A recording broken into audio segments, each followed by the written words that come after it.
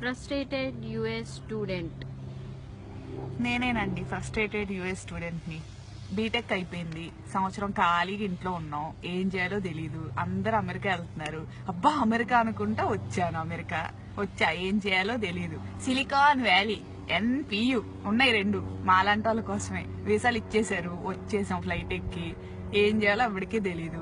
ఇక్కడికి వచ్చేసరికి అందరు పొద్దున్నే పాష్గా బ్యాగులు వేసుకోవటం, హుడ్డీలు వేసుకోవటం, షూలు వేసుకోవడం, ఎక్కడికో వెళ్తున్నారు. అబ్బో అందరు కష్టపడిపోతున్నారు అనుకున్నా. తీరా చూస్తే ఎక్కడికి వాళ్ళు వెళ్ళేది పాకి పనులకి.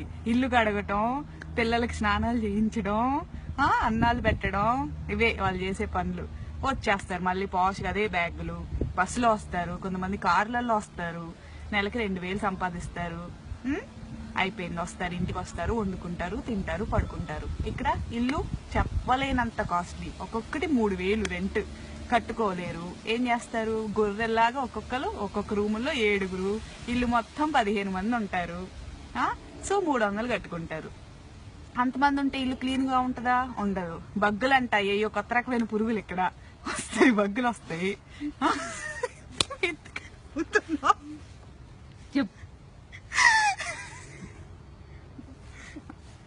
బగ్గులు ఉంటాయి, ఏయో ఎంత పురుగులు, అవి కొడతాయి. కొడితే డాట్లు ఉంటాయి అనమాట.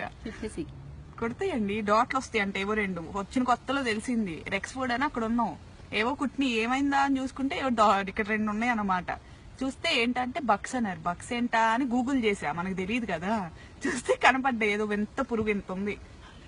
నల్లులు అంట, ఇండియాలో నల్లులు అంటారంట వాటిని. అవే కుట్ని అంట, నన్ను నాకు తెలీదు. సరే అయిపోయింది, వదిలేసా. తెల్లారేసరికి ఒళ్ళు మొత్తం కుట్టిపెట్టిని, అయిపోయింది, రక్తం పీల్చేసినాయి.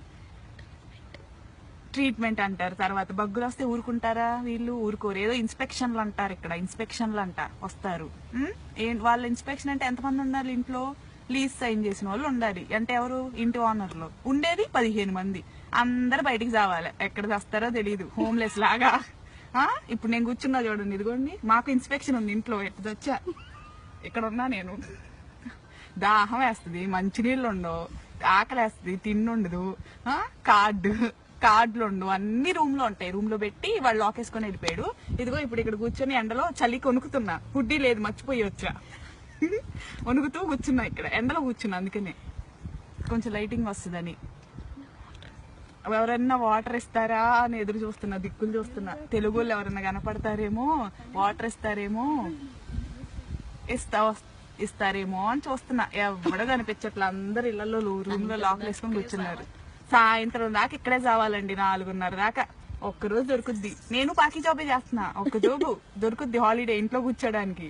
అది లేదు.